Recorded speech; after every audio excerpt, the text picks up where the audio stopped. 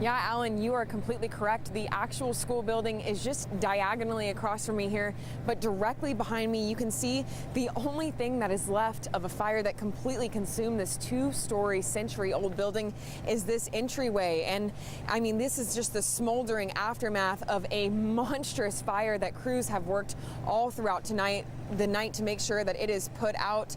Now, the two-story building was multi-purpose. It served as a library, a gymnasium, a cafeteria, just a recreational facility for close to 200 students from around the area. Now, neighbors say crews arrived on scene shortly after calls were made. That's just after 11 p.m. last night. They arrived to see flames shooting out from the building's two-story windows as well as around the attic area. And according to residents, the building's roof just completely caved in just minutes after crews arrived on scene.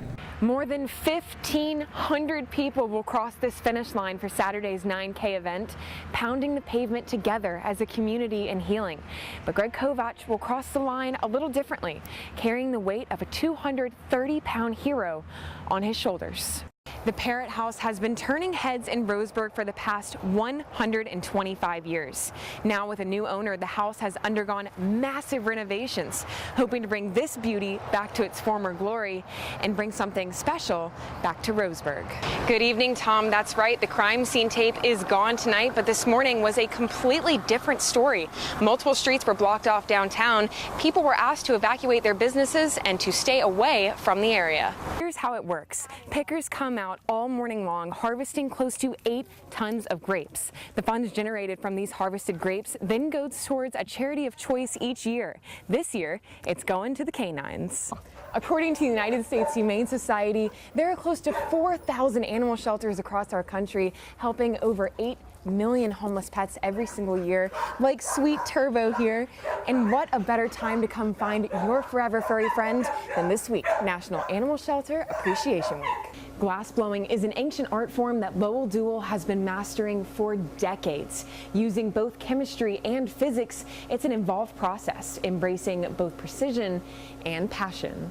What started as an at-home hobby, whipping up sweet treats for the kids, has turned into a booming bluebird business. These days, you can catch Melinda in the back of a downtown coffee shop whipping up her baked goods magic. Geologists tell us that we're due for the Cascadia subduction zone earthquake occurring in this area about every 300 years, bringing catastrophic events to the coast and even this far inland. Now, when you do feel the shaking starting, officials say to drop where you are, find cover your head, and hold on until the shaking stops. Reached out to Roseburg Forest Products for comment. However, all of their executives are currently in Portland negotiating to make a deal.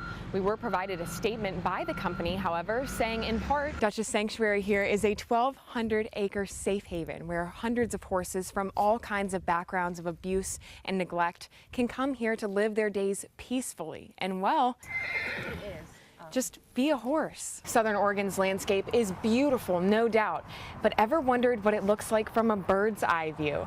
This airport has been here for close to 50 years, but now there's a new member to the aviation crew, and she sure is a looker. Grocery store, a place so mundane and routine, you'd never expect to have a near-death experience here, but one Roseburg woman did, leaving her with a shopping trip she'll be sure to never forget, and Roseburg, a new hometown hero. Many of Oregon's rivers, just like the Umpqua here, are an integral part of summer living, but a day of fun in the water can quickly turn to a tragic accident. Now the families of last year's drowning victims are speaking out, hoping to raise awareness and prevent the tragedy of the loss of another young life. Well, it's hard for most of us to resist this ooey gooey chocolate hazelnut magic, but what many may not know is the hazelnuts used to make this fairy spread are grown closer to home than you may think. These cheetah cubs will be monitored here 24/7 over the next several weeks, but they have a big future role to play by promoting genetic diversity and saving big cats all across the world. But what makes them extra special, each were individually named by community members from right here in Douglas County. Applicants have to go through a set of rigorous obstacles, some that mimic real-life events, like putting this 40-pound ladder back on the truck and getting ready for duty.